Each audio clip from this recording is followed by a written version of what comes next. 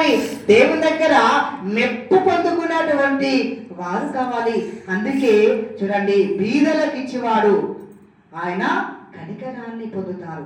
మన సామెతలు 19లో కూడా, మనం 17లో కూడా మనం చూస్తే బీదలకు అప్పించేవాడు ఎవరికి అప్పించినట్టు? యెహోవాకు అప్పించినవాడు అవుతూ ఉన్నాడు. అందుకే బీదలకి మనం కనికరించిన, బీదలకి అప్పించిన యెహోవాకు అప్పించినట్లు ఆ అప్పు తప్పకుండా తీరుస్తారని చెప్పేసి అంటున్నాడు. అందుకే యాకోబు రాసిన పత్రిక 2వ అధ్యాయము 10లో మనం చూస్తే అక్కడ ఏమంటున్నాడు? ఆజ్ఞలలో ఒక్క ఆజ్ఞ ధిక్కరించిన అన్ని ఆజ్ఞలు ధిక్కరించినట్లే అని చెప్పేసి అక్కడ అంటున్నాడు. ఈ యొక్క ధనవంతుడు ప్రభువా అన్ని ఆచరిస్తున్నా అన్నాడు, కానీ బీదలకు అమ్మి ఇవ్వలేకపోయాడు కనుక అవన్నీ కూడా అబద్ధమే. ఆయన చెప్పింది అబద్ధమే. అవి నిజంగా ఆచరించిన వాడైతే ఇవి కూడా ఆచరించేవాడే. అందుకే అబద్ధం చెప్పాడు.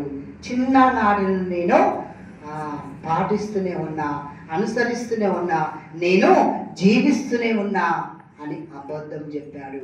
అందుకే ఆయన ఆస్తిని పేదలకి ఎవ్వరి కూడా ఇవ్వలేకపోయాడు బిడ్డలారా. అందుకొరకే మనకున్నటువంటి ధనము దేవునికి ఇవ్వాలి, పేదలకి మనము ఖర్చు పెట్టగలగాలి, 10 మందికి భోజనము మనము పెట్టగలగాలి, ధర్మము చేయగలగాలి.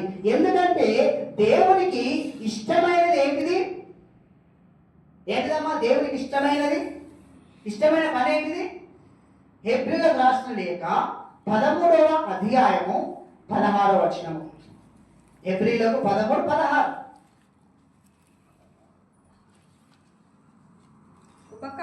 ఉపకారమును ధర్మమును చేయ మర్చిపోకుడి.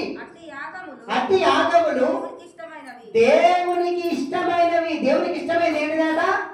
ఉపకారము ధర్మము చేయ మరొకటి. దేవునికి ఇష్టమైనది. దేవునికి ఇష్టమైన పని చేయాలంటే ఉపకారం చేయాలి, దాన ధర్మంలో మనము చేయగలగాలి. ఇవి దేవునికి ఇష్టమైనటువంటి పని. ధనవంతుడు చేయలేదు, వెళ్ళిపోయాడు. మరి మనము దేవుని ఉద్దేశం ఇవ్వడమే, ప్రేమించడం, ఆదుకోవడం, సహాయం చేయడం దేవుని యొక్క ఉద్దేశమై ఉన్నది. కనుక దేవుని మాట విందాం, దేవునికి ఇద్దాం, ధర్మకార్యాలు చేద్దాము. మన చేయిని బిగగట్టుకోకుండా సేవకులకు ఇద్దాము. అట్టి కార్యము మనం చేయలాగున దేవుడు మనకు సహాయం చేయను గాక.